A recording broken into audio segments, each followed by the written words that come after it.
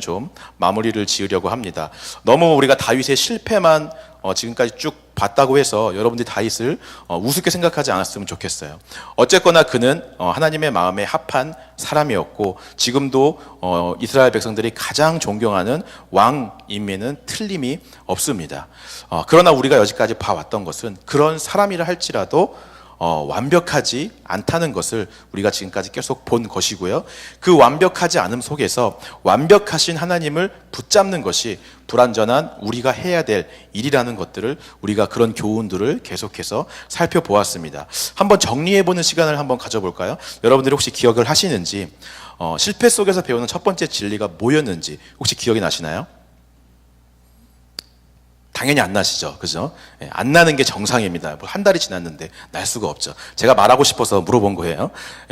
첫 번째 진리가 뭐였냐면 좀 돌아가도 괜찮다. 그 법궤를 빨리 들여오기 위해 업적과 성취를 빨리 내기 위해 세상의 방법들을 가지고 오는 것이 아니라 좀 돌아가도 하나님의 방법대로 하나님의 길 안에 있는 것이 중요하다. 그것이 첫 번째 진리였죠. 자, 두 번째는 뭐였습니까? 약해지는 것이 축복이다. 인구 조사를 해서 내 세력이 얼마나 되고 내가 자랑할 만한 것들이 얼마나 있고 이런 것들을 과시하는 것이 아니라 우리가 자랑할 만한 것들은 다 약해지고 우리의 수는 줄어들고 하나님의 강함이 나타나는 것, 그것이 축복이다라는 것이 두 번째 진리였습니다. 마지막 세 번째는 뭐였습니까? 최근에 했던 거. 이건 기억날 수도 있는데 기억이 안 나죠. 제가 얘기할게요. 그냥 우리의 기준이 다 무너져야 된다. 그죠? 하나님의 백향목 성전 언제 하나님이 그런 집 지어달라고 했어? 막 그런 거. 우리의 기준, 우리가 원하는 대로 우리의 가치관대로 하나님 앞에 나아갔던 거 다 무너지고 하나님의 말씀이 기준이 되어야 되고 그 말씀이 우리를 이끌어 가야 된다는 것들을 우리가 쭉 살펴보았습니다. 자, 첫 번째부터 세 번째까지 나온 이 다윗이 저질렀던 실수들은 모두 대외적으로 드러나고요. 공개적으로 다윗이 뭔가를 열심히 해보려다가 드러난 실수들이 이 첫 번째부터 세 번째 실수들이에요. 근데 오늘 배울 이 네 번째 실수는 다윗이 공개적이 아니라 개인적으로 은밀한 곳에서 아무도 보지 않는 은밀한 곳에서 개인적으로 저지르는 죄, 실수, 연약함이 오늘 본문에 나오는 실수입니다.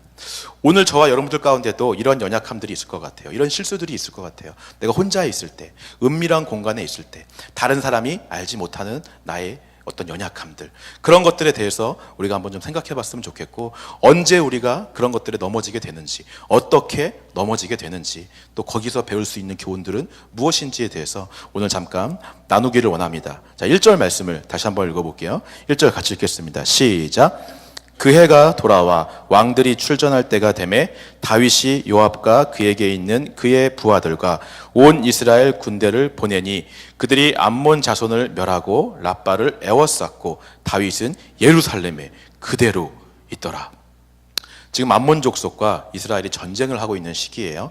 근데 그 해가 돌아와 왕들이 출전할 때가 되었다라고 성경에 나오고 있습니다. 그 해라고 하는 것은 유대력으로 따지면 새해의 첫 달인 우리가 흔히 아비벌이라고 하는 1월 달을 얘기하는 거예요.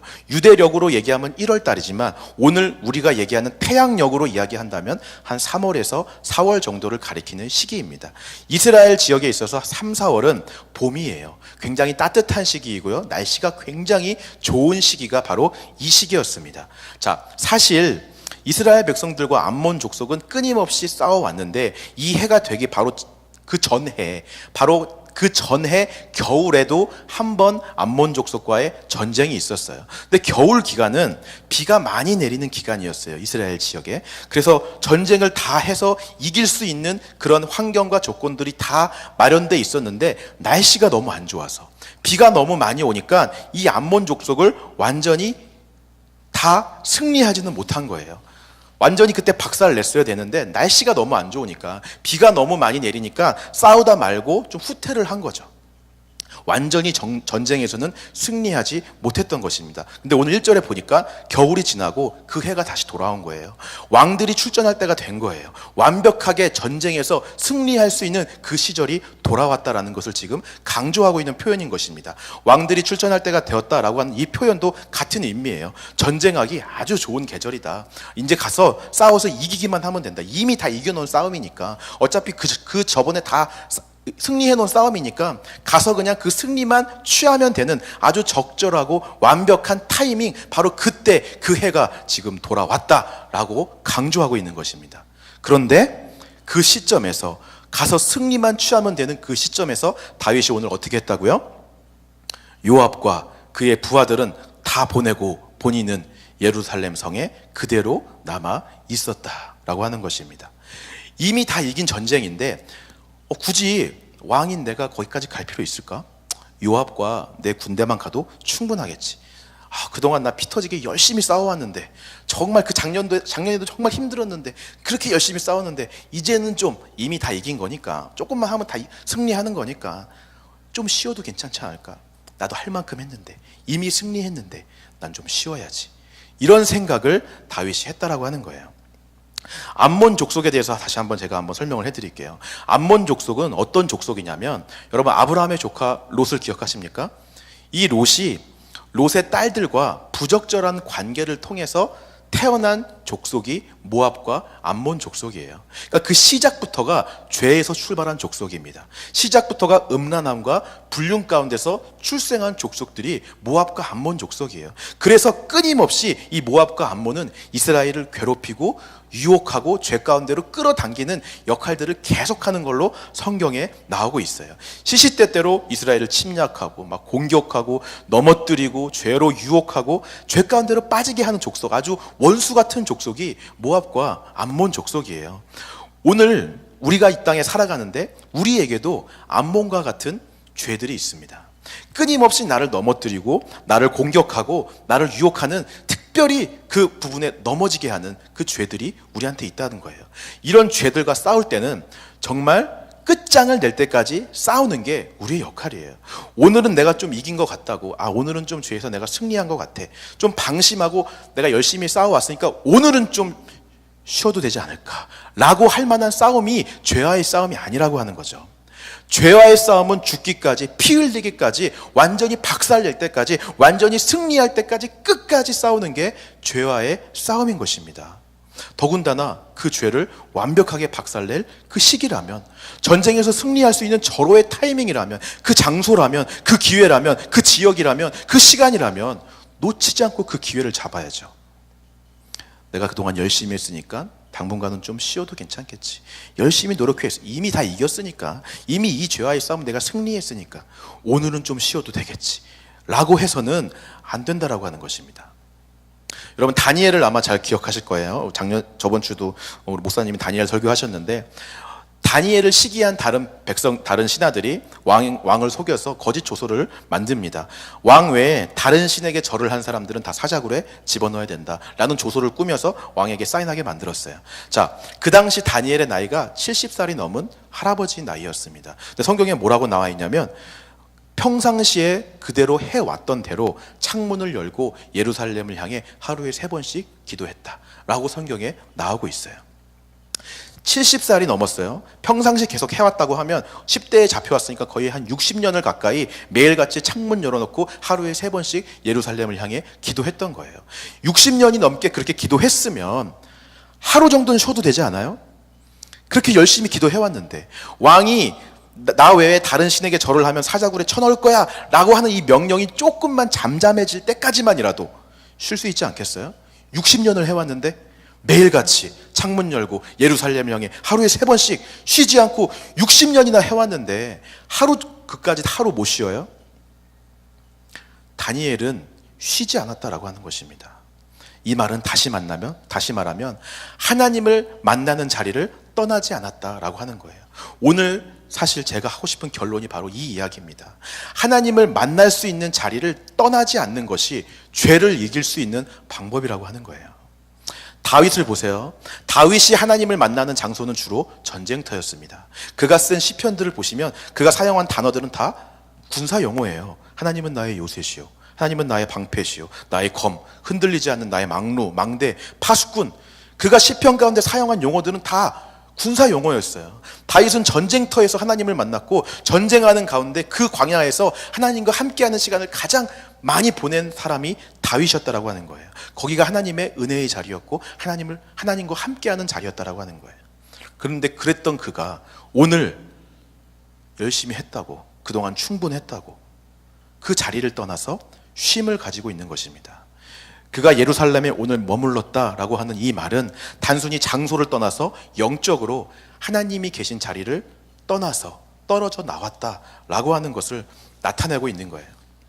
그렇게 되었을 때 이제 어떤 일들이 일어나는지 한번 보시기 바랍니다. 2절 말씀 같이 읽겠습니다. 2절. 자, 시작.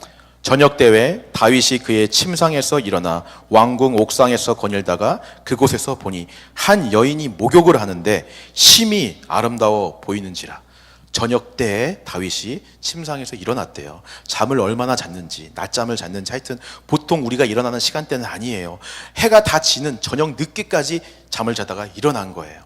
하나님을 만날 수 있는 그 자리를 떠나게 되니까 바로 게으름과 나태함이 다윗 가운데 들어오게 됩니다. 한가로이 옥상을, 그 다윗 궁전의 다윗성의 옥상을 거닐고 있었어요. 예루살렘에서 가장 높은 곳이 다윗성이었고 그 한눈에 다 예루살렘 지역들이 다 보이는 것이니 보고 있자니 거기서 웬 여인이 목욕을 하고 있는 장면을 보게 된 거죠.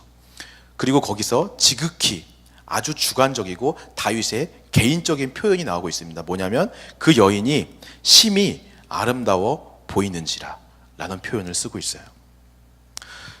실제로 밧세바가 정말 그렇게 아름다웠는지 절세 미인이었는지 알 수 없습니다. 성경에 나와 있지 않습니다. 하지만 그 당시 다윗의 눈에는 그 밧세바라고 하는 여인이 심히 아름다워 보였다라고 하는 거예요. 게으름과 나태함으로 무장되고 하나님의 자리를 떠나 죄의 자리에 있던 다윗에게는 그 밧세바라고 하는 여인이 마치 선악과처럼 보암직하기도 하고 탐스럽기도 한 그렇게 아름다워 보였다라고 하는 것이죠. 죄라고 하는 것이 어떻게 우리 가운데 들어오는지 아주 잘 나타내주고 있는 것입니다. 한번 보세요. 죄라고 하는 것이 처음부터 그렇게 아름답지 않아요. 여러분, 살인, 물건을 훔치는 거, 이런 죄들이 처음부터 이 죄가 너무 사모해요. 우리가 너무 아름다워 보여서 이 살인을 빨리 해야지, 물건을 훔쳐야지, 이렇게 생각이 드십니까? 처음부터 그 죄들이 아름다워 보이지 않아요. 이 죄가 한 번에 우리를 무너뜨리지 않습니다. 끊임없이 우리를 치고 유혹하고 유혹해서 결국은 굴복하고 넘어지게 만드는 게 바로 죄예요. 하와가 처음부터 선악과가 보암직도 가고 탐스럽게 보인 거 아니에요. 하나님의 말씀에 먹지 말라 그랬으니까 쳐다도 안 보고 다녔다고요. 근데 사단이랑 말을 섞다 보니까, 사단과 자꾸 이야기를 하고 하나님의 자리를 떠나 사단과 함께 있다 보니까, 뱀과 함께 있다 보니까 선악과가 어느 순간에 아름다워 보이는 거예요. 보암직하게 보이는 거예요. 탐스러워 보이는 거죠. 다윗이 만약에 하나님의 자리에 계속 있었다면, 싸움터에 가 있었다면, 거기서 아침 일찍 일어나 기도하고 전쟁을 준비하고 있었다면 과연 목욕하는 이 여인 밧세바가 아름다워 보였을까요? 저는 그렇지 않았을 거라고 생각합니다. 날씨도 추운데 저기서 지금 뭐하고 있는 거야? 날씨도 춥게. 왜 거기서 목욕을 하고 이불이라도 갖다 줘야지. 이런 생각하지 않았을까요? 전쟁터에서 열심히 하나님의 자리에 있었다면. 죄라고 하는 것은 먼저 우리를 하나님의 자리에서 떠나가게 만들어요. 그리고 게으름과 나태함으로 우리를 무장시켜서 죄의 유혹을 가장 잘 당할 만한 환경을 우리 가운데 조성하는 거예요. 다윗은 자신도 모르게 그 환경 가운데로 끌려 들어가고 있는 것입니다. 한국에 유명한 목사님들이 성추행 사건이 막 뉴스에 나오고, 불륜 사건이 막 뉴스에 나오고, 제가 봤던 가장 황당한 사건은 여신도랑 모텔에서 불륜의 관계를 갖다가 남편이 쳐들어오니까 창문 밖으로 도망가다가 에어컨에 매달려 있는 게 사진이 찍힌 장면, 그런 거 여러분 들어보셨어요? 그런 일들이 막 일어났어요, 한국에서. 자, 그 목사님들이 평생 동안 정말 죄 안 짓고 살다가 딱 한 번 실수했는데 하필 그게 걸려갖고 뉴스에 난 것일까요? 평생 동안 죄 한 번 안 짓고 그거에 대해서 전혀 관심이 없고 정말 거룩하게 살았는데 딱 한 번 실수했어. 딱 한 번 실수한 게 하필 기자한테 걸려갖고 신문에 찍혀갖고 사진에 찍혀갖고 그게 뉴스에 난 것일까요? 그렇지 않다라고 하는 거예요. 이미 그 목사님들은 언제 죄를 지어도 이상하지 않을 그런 죄의 자리에 오랫동안 머물러 있었다라고 하는 것입니다. 이미 하나님의 자리를 떠나서 그 시간이 너무 오래됐어요. 죄의 자리에 너무나 오래 있어서 언제 죄를 지어도 언제 넘어져도 이상하지 않은 그런 환경과 조건과 상황 속에서 오랫동안 머물러 있었다라고 하는 거예요. 제가 그 교회에 어떤 분한테 들은 이야기예요. 그 성추행을 했던 목사님이 여자 청년들과 그런 선교 여행을 많이 다녔대요. 근데 선교 여행 다니다 보니까 힘드니까 이 청년들이 먼저 와서 목사님 우리가 어깨에 주물러 드릴게요. 막 주물러 댔대요. 만약 이 목사님이 하나님의 자리에 있었고 정말 그 신앙 가운데 있었다면, 죄의 자리에 있지 않았다면 그럴 수도 있지 하고 그냥 아무렇지도 않게 그걸 받아들였을 거예요. 근데 죄의 자리에 너무 오래 있다 보니까 그 여자 청년들이 어깨에 안마해 주는 게 그냥 다가오는 게 아닌 거예요. 죄로 다가오는 거예요. 처음에는 그냥 주물렀어요. 나중에는 직접 명령을 해. 와서 주물러. 나중엔 자기 방에 와서 주물러. 어깨 말고 다른 데를. 계속 막 나가는 거예요. 한 번에 그 죄가 아름다워 보여서 그 죄를 따먹고 넘어지는 게 아니라 이미 그 죄의 자리에 너무나 오래 있어서 언제 죄를 지어도 이상하지 않을 그 환경 가운데 너무 오래 젖어 있었다라고 하는 것입니다. 여러분, 한 번에 무너지는 게 아니에요. 하나님의 자리보다 그 죄의 자리에 내가 더 오래 있었다라고 하는 것입니다. 하나님의 자리에 있을 때는 그 죄들이 아름다워 보이지 않았는데 죄의 자리에 더 오래 있다 보니 그 죄들이 너무 아름다워 보이는 거죠. 보암직하고 아름다워 보이고 심히 아름다워 보이고 그 죄에 넘어가게 되는 거예요. 오늘 여러분들이 있는 자리는 어딘지 한번 좀 고민해 봤으면 좋겠습니다. 지금 여러분들이 있는 장소는 하나님과 더 가까이 있는 장소인지 아니면 죄를 쉽게 지을 수 있는 그 자리에 있는지 여러분들 스스로가 좀 돌아보셨으면 좋겠어요. 3절 말씀 보겠습니다. 자, 어떻게 되는지 3절 같이 읽겠습니다. 시작. 다윗이 사람을 보내 그 여인을 알아보게 하였더니 그가 아뢰되 그는 엘리암의 딸이요 햇사람 우리아의 아내 밧세바가 아니니까 하니. 자, 이제 다윗은 브레이크가 없어요. 엑셀만 밟고 직진하는 거야. 신하를 불러서 누군지 알아봐요. 엘리암의 딸이래요. 그래도 브레이크 걸 만한 기회가 있었어요. 엘리암의 딸이래요. 엘리암은 누구냐면 다윗의 모사 중에 한 명이었습니다. 모사란 뭐냐면 삼국지로 따지면 유비 옆에 제갈공명과 같은 사람을 모사라고 해요. 왕 옆에서 조언과 어떤 지략과 이런 것들로 왕을 서포트하는 사람을 모사라 그래요. 바로 그 왕 옆에 있는 아주 충직한 신하를 말하는 거죠. 바로 그런 사람의 딸이었대요. 그러면 자기 신하를 봐서도 밧세바를 부르면 안 되죠. 거기서 브레이크 잡았어야 됐어요. 그러나 밟지 않습니다. 한 번의 기회가 더 주어져요. 신하가 계속 얘기합니다. 우리아의 아내입니다. 아내, 누군가의 아내, 유부녀래요. 이미 남편이 있는 사람의 아내래요. 거기서도 브레이크 잡았어야 됐어요. 그리고 심지어 누구의 아내냐면 우리아의 아내. 다윗에게는 37명의 용사가 있었습니다. 다윗이 힘들고 어려울 때 다윗과 함께하고 충직하고 다윗 왕국을 세우는 데 있어서 가장 1등 공신들이 다윗의 용사 37명이었어요. 그 용사 중에 한 명이 우리아였어요. 그러면은 그때라도 브레이크 잡고 내가 이러면 안 되지. 정신 차려야지. 정신줄 잡고 브레이크 잡았어야지 되는데 그러지 않았다라고 하는 거예요. 왜 그랬을까요?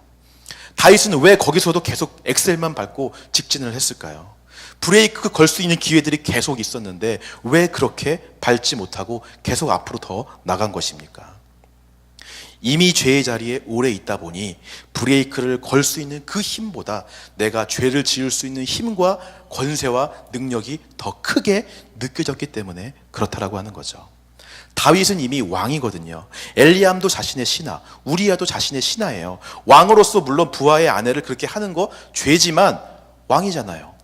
왕은 그런 일 할 수 있잖아요. 그런 권력이 있잖아요. 그럴 힘이 있잖아요. 그러니까 하나님의 자리에 있을 때는 왕이라도 그게 죄인 걸 아니까 안 해요. 근데 하나님의 자리에 없으니까, 죄의 자리에 있으니까 왕의 권력을, 그 힘을 죄 짓는데 사용하게 된다라고 하는 거죠.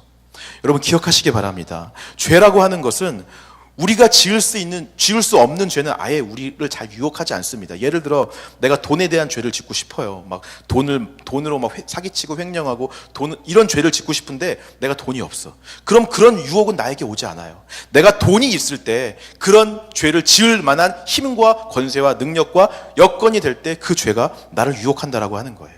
다윗도 마찬가지입니다. 다윗은 죄를 멈추고 브레이크 걸 수 있는 기회가 얼마든지 있었어요. 근데 그것과 동시에 그 죄를 얼마든지 질 수 있는 힘도 다윗에게 있었다는 거예요. 왕이니까 얼마든지 신하의 안에 갖고 와서 자기 안에 만들 수 있는 힘이 있잖아요. 하나님의 자리에 있을 때는 그럴 힘이 있어도 이 힘을 죄 짓는 데 사용하지 않았다고요. 근데 하나님의 자리에서 떠나니까 이 힘이 더 크게 느껴지는 거야. 나를 위해서, 내 욕심을 채우기 위해서 이 권세와 이 능력을 마음대로 죄 짓는 데 사용한다라고 하는 거예요. 아까 제가 얘기했던 그 목사님도 똑같습니다. 자기가 그 교회 왕이에요. 힘이 있었어요. 성도들을 자기 방으로 은밀하게 부를 수 있었어요. 명령할 수 있는 힘이 있었다고요. 하나님의 자리에 있었다면 그 힘을 그런 데 사용하지 않았겠지. 근데 하나님의 자리에서 너무 오래 떨어져 있다 보니까 자기의 힘과 권력을 그런 데, 죄 짓는 데 사용하는 거예요. 이런 일도 있었대요. 이거 듣고 참 기가 막혔는데, 새벽기도 끝나고 운동을 하다가 땀이 나니까 근처에 있는 여자 성도 집에 들어가서 샤워를 하고 나왔대요.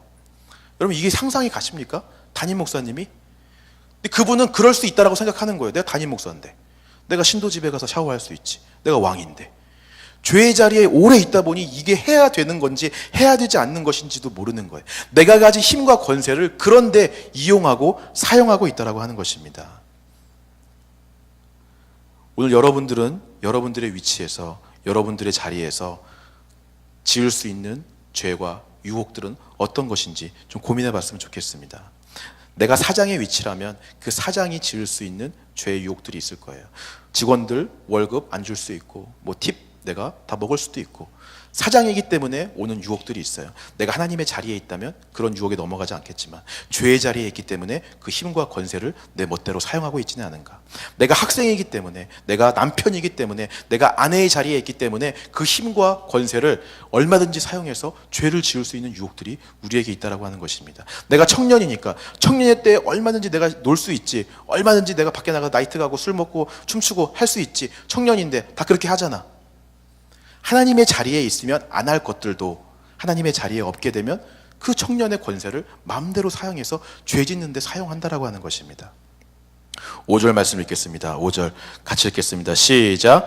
그 여인이 임신함에 사람을 보내 다윗에게 말하여 이르되 내가 임신하였나이다. 이제 이 죄라고 하는 게 다윗의 통제를 다 벗어나기 시작해요. 다윗이 밧세바가 임신할 줄 알았을까요? 자기는 자기의 왕이 가진 그 힘으로 자기가 그 죄를 통제하고 있다고 믿고 있었는데 다 통제를 벗어나기 시작하는 거예요. 밧세바가 갑자기 임신을 했대. 막 초조해지기 시작하는 거죠. 이 죄가 드러날까 봐 우리아를 불렀습니다. 급하게 불렀어요. 전쟁터에 있는 우리아를 불러서 야, 너 오늘 집에 가서 좀 쉬어라. 이 아이가 자기 아이가 아니라 우리아의 아이인 것처럼 속이기 위해서 우리아를 불렀는데 우리아조차도 다윗의 통제를 벗어나요. 너무 충직한 거예요. 내가 전쟁을 하는데 어떻게 집에 가서 쉴 수 있겠습니까? 나는 밖에서 자겠습니다. 집에 안 들어가는 거예요. 다윗이 막 속으로 열받죠. 막 자기 뜻대로 안 되니까 결국 우리아를 선봉에 내세워 가장 먼저 죽임을 당하는 그 자리, 살인 교사까지 하게 되는 거예요. 죄가 죄를 낳고 또 그 죄가 또 죄를 낳고 다윗은 저 밑바닥까지 떨어지게 되는 것입니다. 오늘 이 실패 속에서 배울 수 있는 진리가 바로 이거예요, 여러분. 죄를 이기기 위해서는 반드시 예외가 없습니다. 그 누구도 하나님과 함께 하는 자리에 있어야 돼요. 내 힘으로 절대 죄를 이길 수 없습니다. 그 죄를 이길 수 있는 능력이 있는 하나님과 함께 있는 것이 죄를 이길 수 있는 유일한 방법이라는 걸 여러분 기억하시기 바랍니다. 하나님을 떠나면 우리는 죄가 우리로 하여금 죄를 지을 수밖에 없는 그 상황을 만들어서 거기로 우리를 끌고 가요. 브레이크 걸 수 있는 기회보다 그 죄를 지을 수 있는 우리의 힘과 권세를 사용하게 만들어요. 그럼 그 죄는 또 다른 죄를 낳고 그 죄는 또 다른 죄를 낳아요. 결국 우리는 실패하고 좌절하죠. 공식이에요. 계속 반복돼요. 이것을 피할 수 있는 유일한 방법이 하나님의 자리에 있는 것입니다. 그렇다면 질문합니다. 하나님이 계신 자리는 어디일까요? 하나님과 함께 있는 자리는 어떤 자리입니까? 여러분들이 개인적으로 집에서 말씀 보고 묵상하고 기도하고 개인적인 경건생활과 신앙생활을 하지 않는다면 하나님과 함께 할 수 있는 가장 공식적인 자리, 하나님과 함께 할 수 있는 가장 검증된 자리가 저는 바로 교회이고 이 공동체이고 예배의 자리라고 믿습니다. 여러분 그렇게 믿으십니까? 이 교회와 이 공동체를 우습게 여기면 안 되는 거예요. 셀 모임을 아무것도 아니라고 생각하지 마세요. 여러분들이 그 안에 있음으로 죄로부터 보호받을 수 있어요. 내가 죄가 지을 힘이 없고 권세가 없다는 걸 거기에 있음으로 내가 깨닫게 돼요. 이 공동체에서 서로서로를 통해 우리가 죄로부터 보호해 줄 수 있다고요. 내가 죄 지을 힘이 없음을 알게 되고 내가 뭐에 약한지, 내가 뭐에 잘 넘어지는지 옆에 있는 사람들을 통해서 그들을 보고 배울 수 있는 거예요. 이 안에 있는 것이 축복임을 믿으시기 바랍니다. 이 안에서 좀 힘들고 어려운 일도 있고 괴로운 일도 있죠. 사람 사이에 문제도 있고 내 마음에 안 맞는 것도 있어요. 하지만 이 안에 있는 게 축복이에요. 그 일을 통해서 하나님을 만날 수 있고 하나님 앞에 더 가까이 나아갈 수 있다는 게 우리한테 큰 축복이라는 걸 믿으신 여러분 되시기를 주님의 이름으로 축원합니다. 제가 처음 성인이 되고 뭐 중고등학교 때부터 친하게 지내던 제 친구들이 있었어요. 친구들과 또 형님들인데 같이 신앙생활을 했던 형님들인데, 저도 목사지만 친구가 있거든요. 여러분, 저 혼자 아니에요. 친구들과 함께 이렇게 잘 지내고 그러는데 여러분들과 마찬가지로 저도 친구들 만나면 진짜 똑같아요. 목사라는 타이틀 빼고 똑같아요. 여러분들이랑 친구들 만나면 그냥 여러분들이 친구들이랑 하는 것처럼 저도 그 친구들 만나면 다 같이 모여서 한 사람이 찬양인도 하고 한 사람이 설교하고 다 같이 기도인도도 하고 기도하고. 여러분 다 그렇게 하잖아요. 기도 모임하고 친구들끼리 모이면. 안 그래요? 저만 그런가 봐요. 우리 그 그룹이 있었어요. 항상 그렇게 모이면. 지금은 그 형님들 친구들이 다 목사도 되고 뭐 의사도 되고 변호사 교수도 되고 막 다 그랬어요. 근데 그 형님들이 항상 어릴 때부터, 고등학교 때부터 저한테 잔소리를 너무 많이 했어요. 너 이렇게 하면 안 돼. 너 이거는 하면 안 되는 거야. 대학교 들어가면 저를 붙잡고 앉혀놓고 일주일에 3시간씩 성경 공부를 시켰어요. 그 형들이. 너 이건 절대 하면 안 돼. 어린 나이에 너무 싫은 거야. 좀 놀고 싶고 내 맘대로 밖에서 하고 싶은데 잔소리가 너무 싫었어요. 그런데 이 형님들로부터 자유로워질 수 있는 시기가 있었는데, 제가 군대에 들어가는 그 시기였어요. 이 형들로부터 떠나서, 이 친구들로부터 떠나서 군대에 딱 들어가니 자유를 가진 거예요. 이제 나 자유를 얻었다 했는데, 군대에 들어가니까 군대는 죄로부터 저를 보호해 줄 수 있는 공동체가 하나도 없다라고 하는 거죠. 군대는 모두가 죄를 져요. 그리고 그 죄가 굉장히 일반적이에요. 죄를 안 짓는 사람이 이상한 사람이야. 가장 음란한 곳이 군대고 가장 폭력적인 곳이 군대예요. 한국 군대를 말하는 것입니다. 미국은 잘 모르겠어요. 정말 신앙을 지키기가 힘들었어요. 어느 틈엔가 보니까 나도 똑같이 그들과 같이 행동하고 그들과 똑같은 죄를 짓고 있는 제 모습을 발견하게 됐어요. 그때야 제가 비로소 깨닫게 되었습니다. 그동안 내가 믿음이 좋아서, 내가 잘나서 죄를 안 지은 게 아니구나. 내가 거룩하게 신앙생활을 잘해서 죄를 안 지은 게 아니구나. 신앙의 공동체에 함께 있었고 나를 붙잡아주는 사람들과 같이 있었기 때문에 죄를 짓지 않았구나. 그때서야 제가 깨닫게 되었다라고 하는 것입니다. 죄를 안 지을 수 있는 유일한 힘인 예수 그리스도를 그 형들이 나한테 끊임없이 얘기해 주었기 때문에, 그 자리에 내가 그분들과 같이 있었기 때문에 죄의 유혹을 이길 수 있었다라고 하는 거예요. 다시 한번 이야기합니다, 여러분. 우리는 이 죄를 절대 우리의 힘으로 이길 수 없어요. 죄를 이길 수 있는 예수 그리스도를 끊임없이 옆에서 얘기해 줘야 되고 증거해 줘야 되는 이 공동체가 반드시 필요한 것입니다. 저는 이 3부 예배가, 그리고 이 잔스크릭 한인교회 공동체가, 6교구, 청년교구가 바로 그런 공동체가 되기를 소망합니다. 서로가 죄에서부터 보호해 줄 수 있는 그런 관계가 되었으면 좋겠어요. 든든한 서로의 파수꾼이 되어줬으면 좋겠어요. 옆 사람 바라보면서 좀 고백합시다. 당신은 나의 파수꾼입니다. 바로 옆 사람이 여러분들을 죄에서부터 지켜줄 수 있는 파수꾼, 나쁘게 말하면 감시자 될 수가 있는 거예요.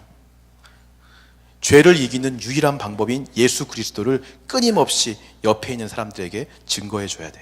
내 아내에게, 내 남편에게, 내 선배에게, 내 후배에게, 내 동생들에게 끊임없이 이야기해 주는 공동체, 그런 공동체가 되기를 주님의 이름으로 축원합니다. 우리 이 마음을 갖고 찬양하며 기도의 자리로 나아가기를 소망합니다. 아까 했던 찬양, 나는 믿네, 우리 찬양 고백할 텐데요. 우리의 힘으로는 이 죄와 싸우면서 갈 수가 없어요. 이 길들이, 어떠한 죄도 내 힘으로 이길 수 있는 죄는 없습니다. 오늘 하루 죄를 참을 수는 있어요. 오늘 하루 정도는 내가 죄 안 짓고 죄를 참고 다음 날까지 버틸 수는 있어요. 하지만 결국은 또 넘어져요. 내 힘으로는 절대 이길 수 없습니다.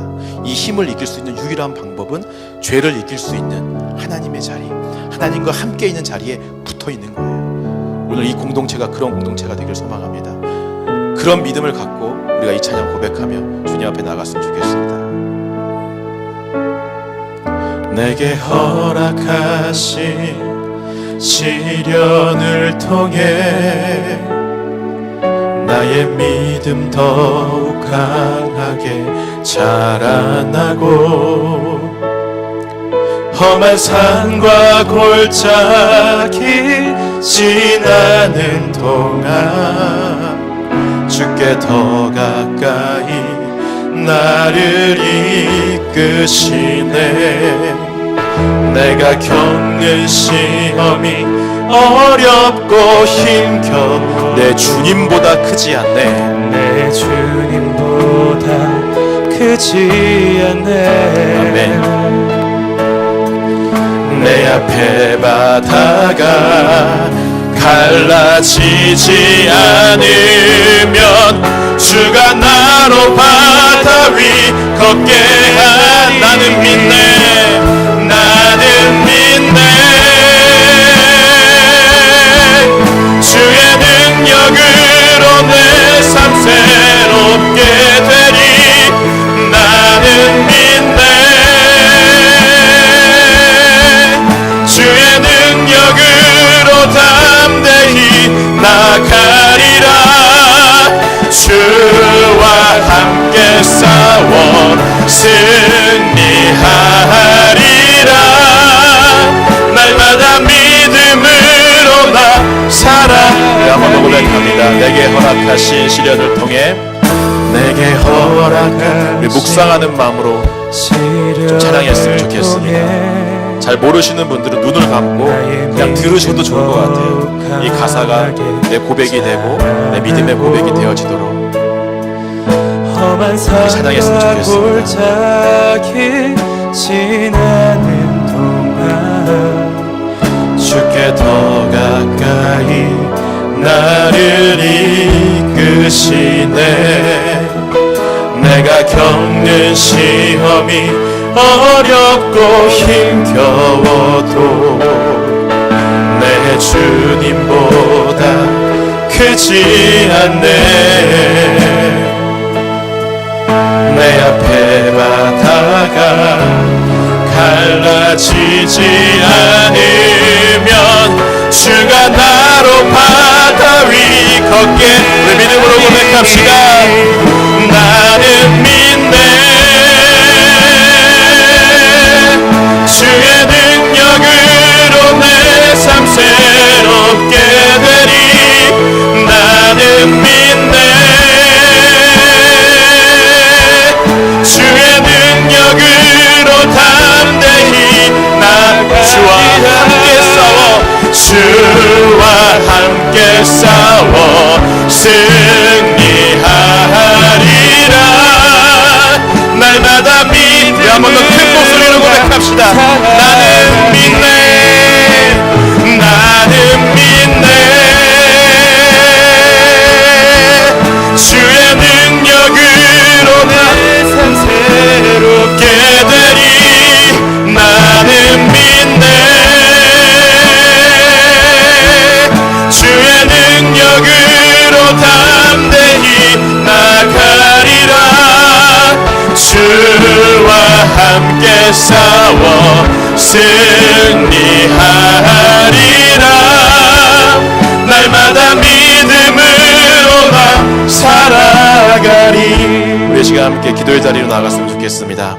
다 같이 눈을 감고 생각해 봤으면 좋겠습니다. 지금 내가 있는 자리, 과연 하나님과 함께 하는 자리인지, 아니면 언제 죄를 지어도 이상하지 않을 그런 죄의 유혹이 가득한 자리인지, 하나님을 떠난 지 이미 너무 오래되어서 하나님이 없는 그곳, 죄가 너무나 아름답게 보이고 보암직하게 보이고 탐스럽게 보이는 매일같이 그 죄의 유혹들이 있는 그 자리에 내가 있지는 않은지, 오늘 우리가 우리의 모습을 좀 돌아봤으면 좋겠습니다. 그리고 그 자리에서 내가 지을 수 있는 그 힘과 권세로 아무렇지 않게 죄를 짓고 좌절하고 실패하고 또 죄를 짓고 또 좌절하고 실패하고 이런 반복되는 삶을 살고 있지 않는지, 오늘 그런 분들이 있다면 이 시간 결단하고 믿음으로 고백했으면 좋겠습니다. 하나님, 이제 전쟁의 때가 돌아왔다면, 이 죄를 완전히 박살내고 이길 수 있는 그 시기가, 그 기회가, 그 타이밍이 나에게 주어졌다면 그 기회 놓치지 않겠습니다. 이 자리가, 이 예배의 자리가, 오늘 하나님께서 허락하신 이 공동체가 바로 그런 기회라면 내가 놓치지 않겠습니다. 꼭 붙잡고 하나님과 함께 있겠습니다. 하나님의 자리에서 하나님을 매일같이 바라보며 죄를 이길 수 있는 유일한 힘, 그 예수 그리스도를 붙잡고 가는 그 삶 살게 하여 주시옵소서. 우리 간절하게 이것들을 믿음으로 고백하며 좀 기도했으면 좋겠습니다. 우리 함께 기도하겠습니다. 기도합시다. 사랑의 하나님, 이 시간 주님 앞에 기도하며 나아갑니다. 오늘 내가 있는 자리가 죄의 자리인지, 아니면 하나님을 만나는 자리, 빛을 비춰주셔서 오늘 우리의 위치가 정확하게 어딘지 주님 보여주시옵소서. 혹시 내가 죄의 자리에 있습니까? 언제 죄를 지어도 이상하지 않을 그런 죄가 가득한, 죄가 탁스럽고 보이고 아름다워 보이는 그 자리에 내가 있지는 않습니까? 오늘 그렇다면 말씀하여 주시옵소서. 오늘 우리의 아버지, 그 우리에게 예수 그리스도의 그 빛을 비춰주셔서 이 죄를 이길 수 있고 이 죄로부터 승리할 수 있는 그 방법을 서로가 증거하고 보여줄 수 있는 그 믿음이 되어질 수 있도록 주님 오늘 우리 가운데 역사하여 주시고 붙잡아 주시옵소서. 예, 주님, 내 힘으로 이 죄를 이길 수 없음을 고백합니다. 내 힘과 내 능력으로 이 죄를 단 한순간이라도 이길 수 없음을 고백합니다. 예수님이 나와 함께하지 않으신다면, 예수님이 나를 붙잡지 않으신다면 오늘도 또 나는 넘어지고 오늘도 또 나는 실패할 수밖에 없습니다. 매일같이 반복된 똑같은 죄 가운데서 살아가는 그런 삶을 살아갈 수밖에 없습니다. 주님, 주님만이 길입니다. 주님만이 이 죄로부터 나를 이길 수 있게 하실 수 있는 유일한 힘이십니다. 그 주님과 함께 있기 원합니다. 이것이 진정한 나의 고백, 믿음의 고백으로 선포되어지게 주님 인도하여 주시옵소서. 아버지, 간절히 바라고 원하는 것은 이 공동체, 하나님께 허락하신 이 교회, 아버지, 바로 이 교회가 그런 믿음의 공동체 되게 하여 주시옵소서. 죄로부터 우리를 보호해주고 그 예수 그리스도를 끊임없이 서로에게 증거해주고 서로에게 선포해줄 수 있는 유일한 그 힘과 그 자리가, 그 전쟁의 때가, 그 전쟁의 해가, 그 이길 수 있는 유일한 타이밍이, 그 장소가, 그 기회가 바로 오늘 이 시간 이 자리가 되어줄 수 있도록 주님 도와주시옵소서. 여기서 주님을 만나기 원합니다. 여기서 해결받기 원합니다. 끊임없이 나를 붙잡고 늘어졌던 그 죄, 아직도 나를 고민하고 은밀하게 지혜주는 그 죄, 그 죄를 이길 수 있는 방법이 바로 여기에 있습니다. 이것을 붙잡고 믿음으로 나아가게 하여 주시옵소서. 오늘 그렇게 하실 주님을 찬양합니다. 사랑의 하나님, 우리가 드러내지 않지만 하나님은 우리의 중심을 아십니다. 오늘 우리가 다윗처럼 혼자 있을 때, 아무도 없을 때, 은밀하게 있을 때 우리의 마음이 어떤 죄를 짓는지, 어떤 죄의 자리에 있는지, 그리고 어떤 죄들이 우리의 눈을 아름답게 보이게 하고 보암직하게 보이게 해서 유혹하는지 주님이 잘 아십니다. 혹시 이 자리에, 그 자리에 너무 오래 머물러 있어서 매일같이 반복되는 다람쥐 쳇바퀴 돌듯이 죄짓고 후회하고 죄짓고 후회하고 노력하고 애쓰고 절망하고 좌절하고 반복된 삶을 살아가는 사람들이 이 자리에 있습니까? 주님, 불쌍히 여겨 주시옵소서. 이들에게 이 예배가, 이 교회가, 이 공동체가 죄를 이길 수 있는 유일한 힘인 예수 그리스도를 끊임없이 선포해주는 우산과 같은 공동체, 보호막과 같은 공동체 되게 하여 주시옵소서. 이 예배 가운데 있음으로 인해, 이 자리에 있음으로 인해 예수 그리스도, 죄를 이길 수 있는 유일한 힘, 그 예수를 붙잡을 수 있게 하시고 하나님과 함께하는 자리가 이 자리가 되어 서로가 서로를 지키는 파수꾼이 되고 능력 있게 이끌어주는 귀한 섬김의 공동체 되게 하여 주시옵소서. 이제는 우리 주 예수 그리스도의 은혜와 하나님 아버지의 극진하신 사랑과 성령님의 감화감동, 교통하심이 더 이상 죄의 자리에 머물러 있는 것이 아니라 하나님의 자리에 함께 있기로 결정하고 내 옆에 있는 지체들에게 예수 그리스도를 끊임없이 증거해주고 선포해주기로 결정하고 오늘 이 공동체가 죄로부터 나를 보호해주는 공동체라 믿음으로 믿기로 결정한 여기 있는 모든 성도들 머리머리 위에 이제로부터 영원토록 함께 있을지어다.